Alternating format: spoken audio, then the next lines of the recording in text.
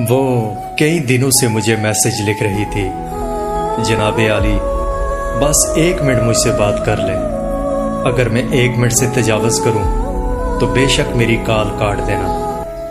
میں زیر لب مسکرا کے لکھتا، بہت بیزی ہوں، ابھی نئی نظم لکھ رہا ہوں۔ اس نے اگلے میسج میں لکھا، سسکتی روتی بلکتی نظموں کے عمدہ شاعر، تم اپنی نظمیں تراشو لیکن کبھی تو میری طرف بھی دیکھو، کبھی تو مجھ سے بھی بات کر لو اور بس 1 منٹ میری بات سن لو۔ میں ہنس کے لکھتا، فضول لڑکی، بہت بیزی ہوں۔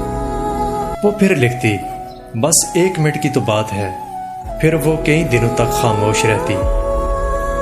ایک دن میں نے اس کی حالت پر رحم کھا کر میسج کیا کہ بس 1 منٹ ہے اور 1 منٹ سے زیادہ بالکل نہیں سنوں گا، تو اس نے فوراً اوکے لکھا اور ایک دم سے کال کر دی۔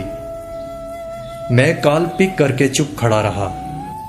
وہ گہرا لمبا سانس لے کر اداس لہجے میں بولی، سر جی میں جانتی ہوں کہ 1 منٹ ہے اور 1 منٹ میں میں اپنے اندر کی ساری باتیں کسی بھی صورت نہ کہہ سکوں گی۔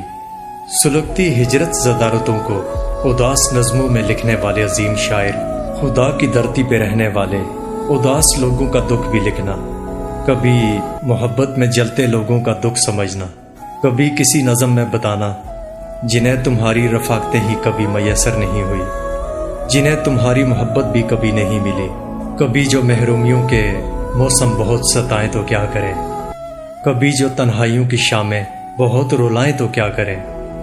ابھی تو آدھا منٹ پڑا تھا مگر وہ لائن سے ہٹ چکی تھی، وہ 1 منٹ کی جو کال تھی وہ 30 سیکنڈ میں کٹ چکی تھی۔ میں کتنے برسوں سے اگلا آدھا منٹ گزارنے کا منتظر ہوں۔ وہ نرم لیکن اداس لہجے میں بات کرتی۔ اداس لڑکی میری سماعت کے آدھ کھلے در سے اب تک یوں ہی لگی ہوئی ہے، ہٹی نہیں ہے۔ اس کی کال بہت سالوں سے چل رہی ہے، وہ کال اب تک نہیں کٹی۔